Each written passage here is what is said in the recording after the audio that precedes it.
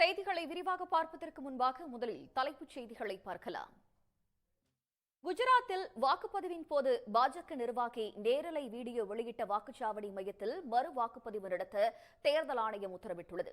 கடந்த 7ஆம் தேதி 12 மாநிலங்களில் உள்ள 93 விருதுநகர் மாவட்டம் சிவகாசி அருகே பட்டாசு ஆலையில் நிகழ்ந்த வெடி விபத்தில் 5 பெண்கள் உட்பட 8 பேர் உயிரிழந்த சம்பவம் அதிர்ச்சியினையும் சோகத்தையும் ஏற்படுத்தியுள்ளது.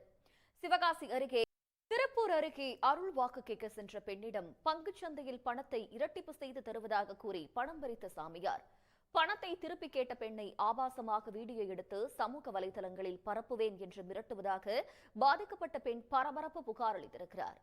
சாமியாரிடம் பெண் சிக்கியது எப்படி? சென்னையில் கோடை வெப்பம் வாட்டி வந்த நிலையில் ஒரு சில இடங்களில் பெய்த திடீர் மழை காரணமாக வெப்பம் தணிந்து இதமான சூழல் நிலவியதால் பொதுமக்கள் மகிழ்ச்சியடைந்தனர். மேல்நிலை தமிழ்நாட்டில் இன்று முதல் 3 நாட்களுக்கு ஒரு சில இடங்களில் கனமழை பெய்ய வாய்ப்பிருப்பதாக இந்திய வானிலை மையம் தெரிவித்துள்ளது.